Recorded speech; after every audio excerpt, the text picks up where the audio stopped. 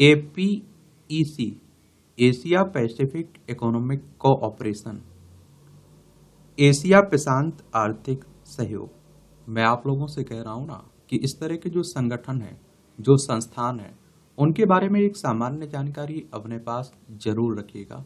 इनसे क्वेश्चंस हर साल पूछे जा रहे हैं और आप लोग जिस भी एग्जाम की तैयारी कर रहे हैं उसके कम से कम 4 से 5 साल पुराने क्वेश्चंस पेपर उठा के देखिए, सिलेबस उठा के देखिए। आप लोगों को समझ में आएगा कि किस टॉपिक से कितने क्वेश्चंस पूछे जा रहे हैं, किस टॉपिक पर आपको कितना ध्यान देने की जरूरत है। और अगर आप लोग यूपीएससी की तैयारी कर रहे हैं, स्टेट पीसीएस की तैयारी कर रहे हैं, या फिर आप लोग किसी वनडे एग्जाम की तैयारी कर रहे हैं, तो ये सब टॉपिक आपके एग्जाम के लिए काफी महत्वपूर्ण भी रहते हैं। तो एशिया प्रशांत आर्थिक सहयोग के बारे में हम लोग एक सामान्य जानकारी देख लेते हैं, इसके बारे में जान लेते हैं। इसकी स्थापना आप देखेंगे कि 1989 में हुई थी। ये आप लोगों को जरूर याद रखना चाहिए। और इसमें वर्तमान में आप देखेंगे 21 मेंबर हैं। कितने मेंबर हैं?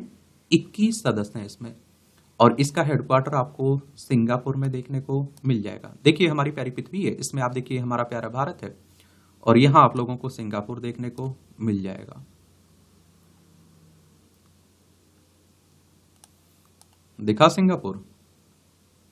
देखिए ये सिंगापुर है, यहां इसका हेडक्वार्टर है, मुख्यालय है।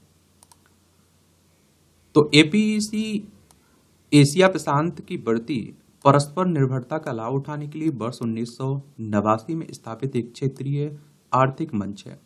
एपीईसी का लक्ष्य संतुलित, समावेशी, टिकाऊ, नवीन और सुरक्षित विकास को बढ़ावा देकर तथा क्षेत्रीय आर्थिक एकीकरण में तेजी लाकर क्षेत्र के लोगों को अधिक समृद्ध बनाना है। एपीईसी प्रक्रिया सिंगापुर स्थित एक स्थायी सचिवालय द्वारा समर्थित है।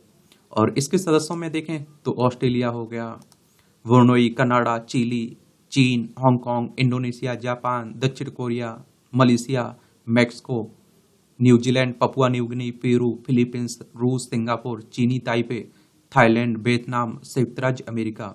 भारत को फिलहाल इसमें पर्यवेक्षक का दर्जा मिला हुआ है। क्या मिला हुआ है? पर्यवेक्षक का दर्जा मिला हुआ है भारत को। ये बात भी आपको याद रखना चाहिए। और इसके महत्व की बात करें तो 2021 में एपीईसी की हिस्सेदारी विश्व सकल घरेलू उत्पाद में लगभग 62% और विश्व व्यापार में लगभग आप देखते हैं कि 48% थी। और एशिया प्रशांत क्षेत्र में सबसे पुराने और सबसे प्रभावशाली बहुपक्षीय प्लेटफॉर्म में से एक है। और ईपीईसी का संचालन बिना किसी बाध्यकारी प्रतिबद्धताओं या संधि दायित्वों के आधार पर होता है। प्रतिबद्धताएं स्वेच्छा से की जाती हैं और क्षमता निर्माण परियोजनाएं सदस्यों को एपीईसी पहलों को लागू करने में सहायता करती हैं।